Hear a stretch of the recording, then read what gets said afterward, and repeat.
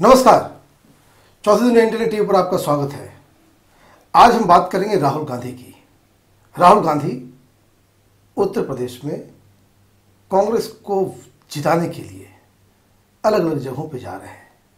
कहीं कहीं उनका विरोध भी हो रहा है, लेकिन सबसे गौर करने वाली बात यह है कि उनकी रैलियों में अब लोग नहीं आ रहे हैं। क्या उनकी पॉपुलैरिटी कम हो रही है? क्या उनके अपील का लोगों पर असर नहीं हो रहा है, या कोई ऑर्गेनाइजेशनल प्रॉब्लम है जिसकी वजह से लोग नहीं जमा हो रहे हैं? क्या समस्या हो सकती है राहुल गांधी के ये फेल होते दौरे का? इस पर बात करने के लिए हमारे साथ आज विश्वबंधु गुप्ता जी हैं। विश्वबंधु जी, आपका स्वागत है। राहुल गांधी के साथ क्या हो रहा है? मुश्किल इनके साथ ये आ गई है कि वही मुश्किल ये इनके साथ जैसे ही इनके साथ जब ये पढ़ने गए थे यूनिवर्सिटी में तब आई थी, क्योंकि ये चौथी यूनिवर्सिटी में जाके फिर इनको वहाँ भी शायद इनको बीए की डिग्री नहीं मिल पाई। ये सीख नहीं सकते।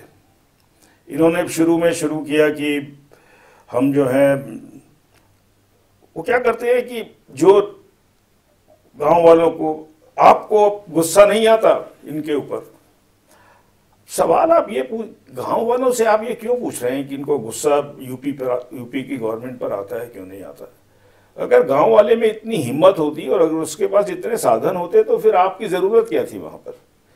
मुझको गुस्सा आता है, आपको मुझको गुस्सा आता है, ये आता है, वो आता है। देखिए, लोग जो है वो कोई समाधान चाहते हैं समस्याओं का। लोग ये नहीं बताना चाहते कि हमको कितना गुस्सा आता है, कितना नहीं आता है। दूसरा, ये राहुल गांधी का स्तर पिछले 3 दिन से, जब से इन्होंने उमा भारती से थोड़ा इनका उमा भारती के आने से जो एकदम आग बबूला हो गए, ये एक बड़ी गलत डेवलपमेंट है। गलत क्यों है? गलत इसलिए डेवलपमेंट है, आप बोल रहे हैं कि आप आने वाली यहां कौन होती है? मतलब आपके जमींदार हैं बुंदेलखंड के, आप गए थे बुंदेलखंड, आपने पैकेज दिलवाया जिसके वहां कोई आसार नहीं है कि कुछ लगा है, वो चाहे कांग्रेस की तरफ से ना आया हो, चाहे मायावती की तरफ से ना आया हो। ग्राउंड पे तो वहां कुछ हुआ नहीं। ग्राउंड पे वहां कुछ भी नहीं हुआ। और उसके बाद आप एक हालत देखिए, वो यहां कैसे आ गई? जब यहां पर बहुत कुछ हो रहा था तब तो वो यहां नहीं आई। हमें तो वहां अभी भी पता लग रहा है कि वहां गरीबी से रोज मौत हो रही। पिछले 5 सालों में ये 1200 के आसपास लोग मर चुके हैं। फिर उसके बाद ये उसको बोल रहे हैं, इनको उमा भारती को, कहां से आ गई? जब हम ये कर रहे थे तो कहां थी? अब हमने पैसा दिलाया तो अब आ गई, पता नहीं उठ के मध्य प्रदेश से। अरे तुम और इनका परिवार कहां कहां से उठकर आया है? क्या कभी बीजेपी या हम लोगों ने कभी किसी इस बारे में सवाल उठाया है? और फिर आप एक बात बताइए, आप ये पूछते हैं उमा भारती से तुम कौन हो? मैं ये पूछता हूं कि कांग्रेस का चीफ मिनिस्टर का कैंडिडेट यूपी में कौन है? आप कहां से आ गए? क्या आप दिल्ली की सत्ता पर अपना हाथ मारना चाहते हैं, यूपी की? आप मुझे एक बात बता दीजिए, पूरी कांग्रेस पार्टी के अंदर, यूपी के अंदर, एक राहुल गांधी को तो छोड़ दो, हर पोस्टर पे लगा हुआ है। क्या आपको कोई कैंडिडेट नजर आता है जो मंत्री बनने लायक भी है? उसकी तो आप बात छोड़ दीजिए। रीता बहुगुणा इलाहाबाद से चुनाव लड़ी थी एक बार विधानसभा का, उनको सबसे लोएस्ट 1100 वोट मिली थी। और एक वहां प्रमोद तिवारी जी हैं। आपके पास लीडर कौन है? आप सब जगह भाषण देते घूम रहे हैं कि कांग्रेस ये कर देगी, कांग्रेस वो कर देगी। आपका कांग्रेस का कोई मुख्यमंत्री बनने लायक कोई आदमी है? कोई राहुल गांधी से सवाल नहीं पूछ रहा। और तीसरा, मैं आपको एक बात बताएं, इन्होंने इतनी भारी मूर्खता की है कि जो उमा भारती पर जो अटैक किया है, उससे बीजेपी, जिसके पास कोई लीडर नहीं मिल रहा था प्रोजेक्ट करने के लिए यूपी के स्टेट के लिए, वो लीडर उमा भारती के रूप में इमर्ज हो रहा है। और उमा भारती जी ने जो कहा बिल्कुल सही कहा। क्यों सही कहा, अब आप और भी सुनिए। पहली तो बात यह है, मैं एक सवाल पूछना चाहता हूं, राहुल गांधी जी का नाम राहुल गांधी है, ये राहुल विंसी है? मैं इसलिए पूछ रहा हूं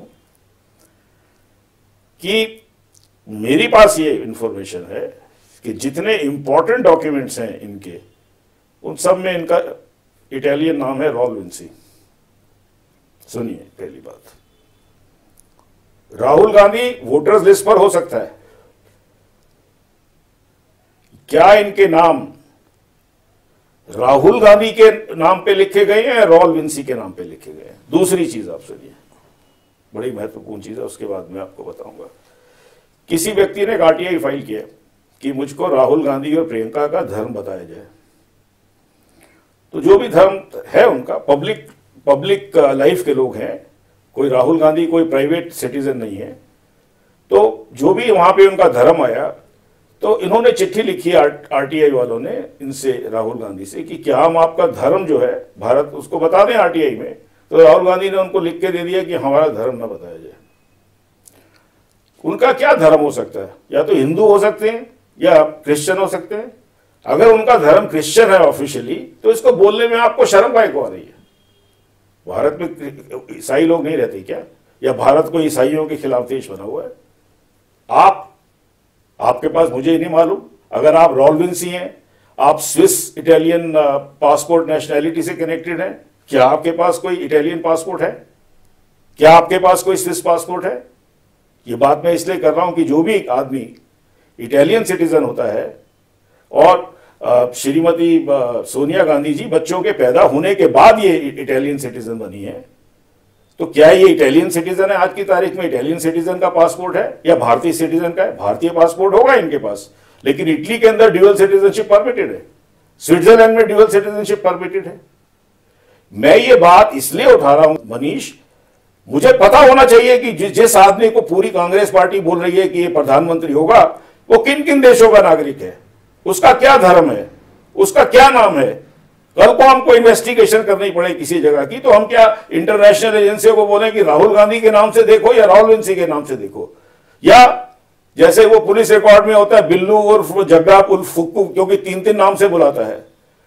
भारत की पार्लियामेंट को राहुल गांधी जी को यह बताना पड़ेगा कि मेरा ऑफिशियल नेम सारी चीजों के लिए ये है, ये नहीं कि दिल्ली में ये है और दिल्ली से फ्लाइट उतरते ही पाकिस्तान में राहुल विंसी हो गया। लेकिन एक बात ये उठता है कि बहुत सारे लोग ये इस तरह के जो है आरोप, इसको आरोप ही कह सकते हैं, कि आरोप लगाते आए हैं जी।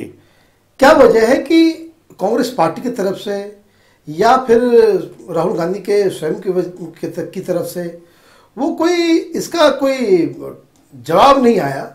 अगर स्वामी जी ने 2 पासपोर्ट के बारे में बहुत पहले ही उन्होंने बात कही जी, तो इन बातों का तो जवाब भी देना चाहिए उन्हें। बिल्कुल देना चाहिए। लेकिन वो क्या वजह है कि वो जवाब नहीं देते हैं?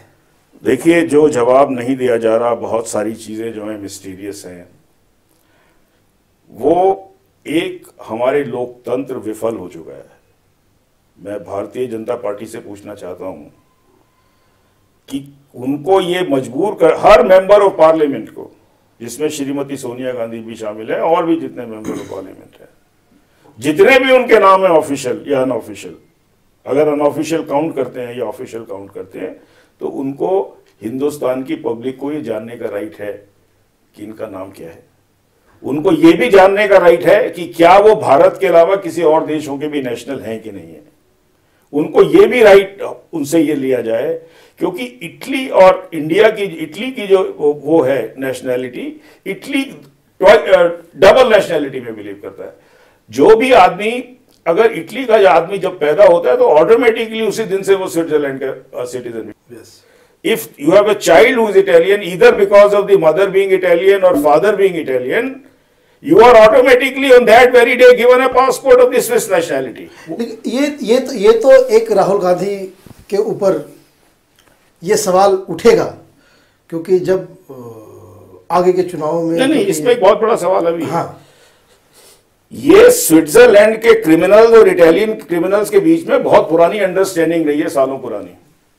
इटली के जो आज तक माफिया है, उनका जो स्पेशलाइजेशन रहा है दुनिया को लूटने का रहा है, और स्विट्जरलैंड का स्पेशलाइजेशन है चोरी डकैती का माल छुपाने में।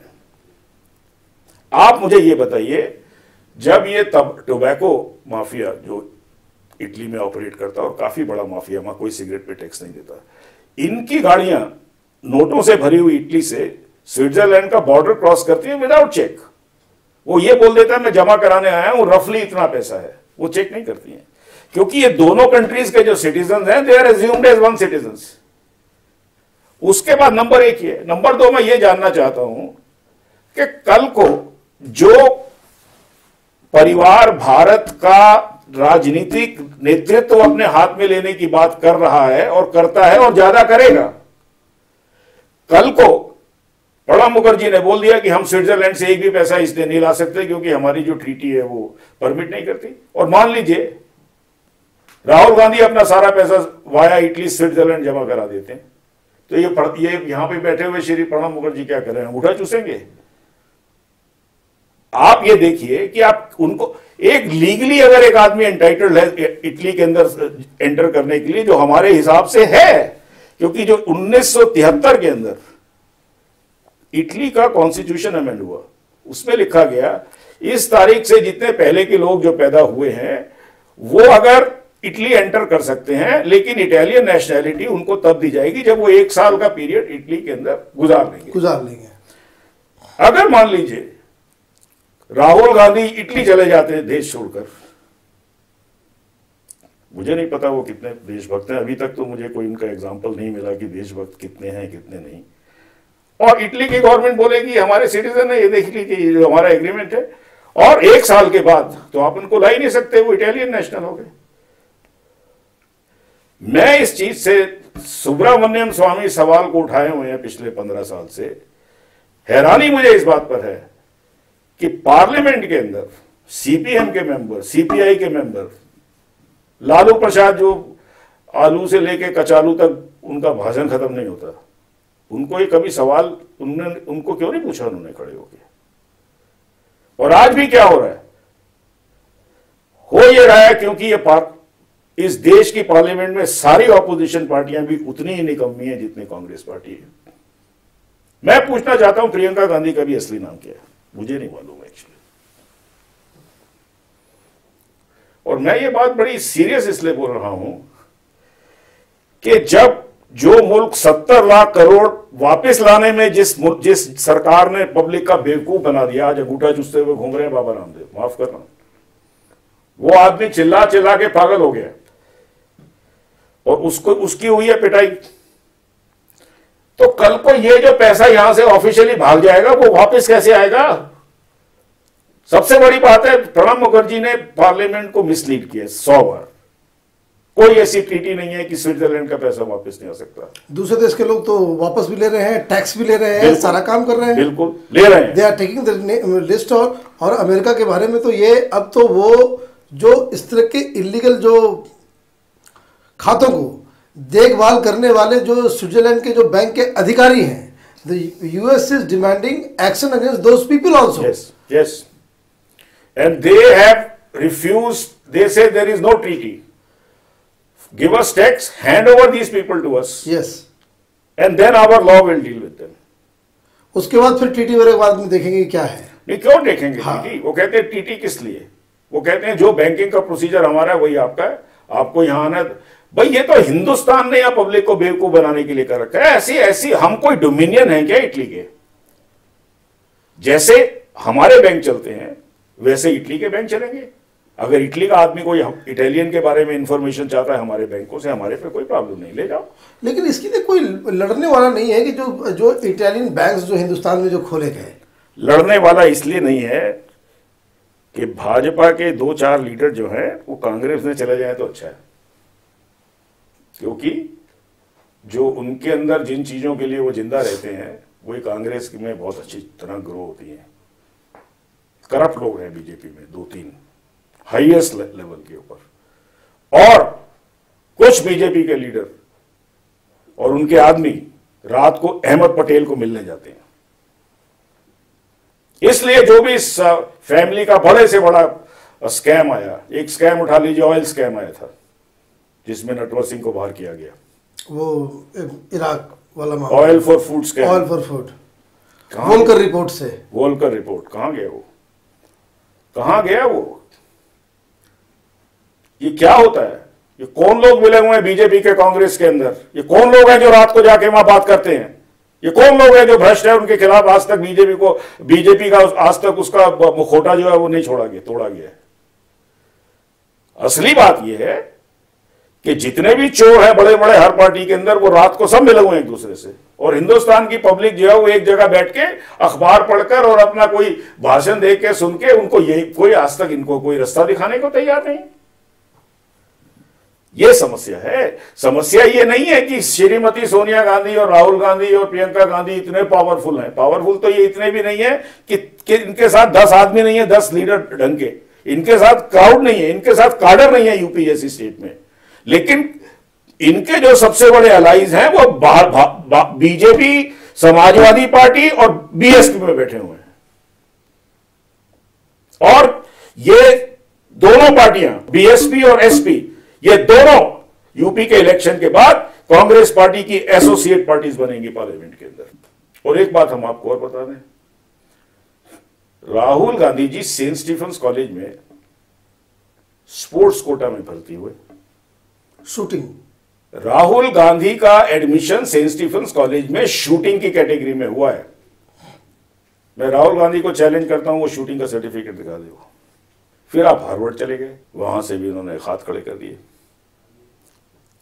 उसके बाद आज जो ऑफिशियल डिग्री है इनके पास, मैंने इंटरनेट पर देखी है, वो एक अमेरिका के ऐसे कॉलेज की है जिसमें सिर्फ बीए तक की पढ़ाई होती है, लेकिन उसको एक्रेडिटेड माना गया है। इतना मैं जरूर कह दूं उनकी डिफेंस के लिए, वो इनके पास बीए की डिग्री है, हमने उसका पूरा पढ़ा था। मैं सिर्फ एक बात जानना चाहता हूं कि ये परिवार अपने बारे में सारी बातों को पब्लिक के आगे क्यों नहीं ला रहा। महात्मा गांधी ने कहा था, there is nothing private about a public life person. क्या ऐसा कोई राज था महात्मा गांधी की जिंदगी के अंदर जो भारतीयों को नहीं पता था? आज हम क्यों उनकी इज्जत करते हैं? आज क्यों इस फैमिली के बारे में एक भी बात मुझे अभी तक सही नहीं मालूम क्या है। मुझे नाम नहीं पता, मुझे किस कंट्री का ये नागरिक है ये नहीं पता, मुझे ये नहीं पता कौन से बैंकों में अकाउंट है, मुझे ये नहीं पता कितने पढ़े लिखे हैं, मुझे ये नहीं पता इनका क्या क्या हुआ है। सबसे बड़ी इसमें समस्या क्या है मनीष जी? हम इसको पार्लियामेंट बोलते रहते हैं बैठ के, लोकपाल बिल के ऊपर क्यों बीजेपी मान गई? लोकपाल बिल के ऊपर सारा मामला सीबीआई की ऑटोनॉमी का था, वो तो इन्होंने लंबा चबड़ा छोड़ू के लोकपाल कर दिया। ऐसी क्या मजबूरियां थी अरुण जेटली के पास, ऐसी क्या मजबूरियां थी गडकरी के हाथ में, और कैसी क्या मजबूरियां थी अडवाणी और सुषमा स्वराज के हाथ में कि इन्होंने चुनाव होने दिए बिगर उस सीबीआई का ऑटोनॉमी का बिल पास हुए। सीबीआई की ऑटोनॉमी इसके हाथ पर है और इन लोगों ने अपने समझौते किए, बीजेपी वाले लोगों ने अपने काम कराए कांग्रेस वालों से। ये आप चाहे बीजेपी को वोट दें चाहे कांग्रेस को वोट, एक ही जगह जा रही है। तो दावे से बोल रहा हूं, किस हालत में मैं बोलता हूं अभी पार्लियामेंट शुरू हो जाए, आए अरुण जेटली और आए नितिन गडकरी मेरे सामने, आया अडवाणी, बोले जब तक ये सीबीआई टोटली इंडिपेंडेंट नहीं होगी गवर्नमेंट कंट्रोल से, हम इस पार्लियामेंट में पार्टिसिपेट नहीं करेंगे और हम इस सरकार का बहिष्कार करते हैं, बोले। लेकिन एक दूसरे मुद्दे पे हम आज आपसे पूछना चाह रहे थे कि बुंदेलखंड में ये जहां जा रहे हैं वहां पे 3,500 से लेके 6,000 7,000 के आसपास लोग जमा हो रहे हैं, जिनमें 1,000 तो आप वैसे लोगों को निकाल दीजिए जो दिल्ली से मीडिया से जुड़े हुए हैं, लोकल मीडिया के लोग हैं, प्लस जो राहुल गांधी के साथ हर जगह घूम रहे हैं, जो साथ में उनकी गाड़ियां चल रही हैं उनके साथ आए हुए लोग हैं। बाकी बच गए 4,000 के आसपास, 3,000 के आसपास आदमी। तो उनमें जो है ज्यादातर सिक्योरिटी के बहुत होगी, सिक्योरिटी के कुछ लोग हैं, एसपीजी के लोग होंगे, लोकल सिक्योरिटी होगी, लोकल सिक्योरिटी प्लस वैसे लोग जो कांग्रेस के काडर हैं जी। कहने मेरा सवाल पूछने का मतलब यह था कि आम आदमी कांग्रेस के कैंपेन से बाहर होता जा रहा है। बाहर तो तब होता जब अंदर होता पहले वो। आप मुझे एक बात बताइए, पिछले चुनाव में इनको 22 सीटें मिली थी और 22 साल से ही कांग्रेस बाहर है ये यूपी से, और अभी भी कितनी अंदर है कितनी बाहर है, कितनी अंदर है, क्योंकि कोई वो पर्टिकुलर कांग्रेस का कैंडिडेट ही जो खड़ा है वो बहुत स्ट्रांग है, चाहे किसी पार्टी से खड़ा हो जाए जीत जाता है, उसमें कांग्रेस का कहां गया? हम एक बात जानना चाहते हैं, कांग्रेस आज ये पूरा डेटा या कोई अखबार कर दे पब्लिश कि श्रीमती सोनिया गांधी और श्री राहुल गांधी पिछले 4 साल में इन कॉन्स्टिट्यूएंसीज में जाके भाषण दिया कंट्री वाइड, किस इलेक्शन में, और उसका इलेक्शन का रिजल्ट क्या था? कांग्रेस का कैंडिडेट जीता कि नहीं जीता, जीता कि नहीं जीता, जीता था। हम आपको एक बात और बता दें, अखबार में तो ये खबर नहीं छपेगी, लेकिन मैं आपको बता दूं कि जो इस कैंपेन का जो इस तरह का डिटेल स्टडी अगर हम करेंगे तो वो बहुत ही खराब रिजल्ट है। खराब रिजल्ट है, यही हम बोल रहे हैं, यही हकीकत है। कोई भी राजनीतिक पार्टी तभी परिपक्व होती है जब लीडर को मालूम होता है कि अगर मैं मर भी गया तो मेरे बाद ये 7-8 आदमी ऐसे हैं खड़े हुए जो आगे इस काम को ले जाएंगे। तो क्या ये प्रोस्पेक्ट, ये कांग्रेस पार्टी का मिसकैलकुलेशन तो नहीं लग रहा है कि ये राहुल गांधी को इतना आगे करके जिस तरीके से इन लोगों ने बिहार में किया और सीटें जो है 11 से घट के 4 पे हो गई, तो क्या कहीं ऐसा रिजल्ट तो उत्तर प्रदेश से नहीं आने वाला? समाजवादी पार्टी, यही बहुजन समाज पार्टी जो कांग्रेस की अलाई बनने को तैयार हैं, अगर कांग्रेस की 30 सीटें आई असेंबली के अंदर, ये दोनों कांग्रेस का अलाई बनने से इंकार कर देंगे। फिर ये चाहेंगे जल्दी से जल्दी इलेक्शन हो जाए। अगर कांग्रेस को 30 सीटें आती हैं तो 30 सीटें। लॉजिक उसका ये है कि जिस कांग्रेस की पूरी क्रेडिबिलिटी खत्म हो चुकी है और यूपी में वही 30-32 पे घूम रहे हैं, तो इनके साथ रह के करेंगे क्या? अभी हो जाए, जब है ही नहीं कांग्रेस आज की तारीख में 70 सीट नहीं ला सकती, 80 नहीं ला सकती, तो अभी करो। राहुल गांधी सीटें नहीं लाएगा तब तक ना सपा और बसपा क्यों नहीं बोल रही है? वो देखना चाहते हैं कांग्रेस कितने पानी में है यूपी के अंदर। देखिए, अब ये बिहार और उत्तर प्रदेश सटा हुआ इलाका है, कहीं से वो हवा इधर चले तो कुछ दूसरा रिजल्ट दिखने को मिल सकता है। पता नहीं साहब, हमको तो ये लगता है कि कोई भी 41 साल का बेपढ़ा लिखा आदमी जितना होना चाहिए प्राइम मिनिस्टर के लिए, अगर वो कभी गलती से प्राइम मिनिस्टर बन जाए तो इससे बड़ा देश का दुर्भाग्य नहीं हो सकता। तो ये थे विश्वबंधु गुप्ता जी, जिन्होंने बताया कि किस तरीके से राहुल गांधी को लेकर कई सवाल हैं जो अब तक न तो राहुल गांधी ने जिसके जवाब दिए हैं, न सोनिया गांधी ने दिए हैं, न ही कांग्रेस पार्टी की तरफ से कोई इस तरह के ऑफिशियल एक्सप्लेनेशन आया है कि जिसको हम कह सकें कि जो राहुल गांधी पे जो तमाम इल्ज़ाम जो लगते हैं वो गलत हैं। तो ऐसी उम्मीद करनी चाहिए कि तथ्य बताएं क्या अविलंब कांग्रेस पार्टी की तरफ से इन आरोपों के ऊपर जो है कोई जवाब आए। आपका बहुत बहुत धन्यवाद।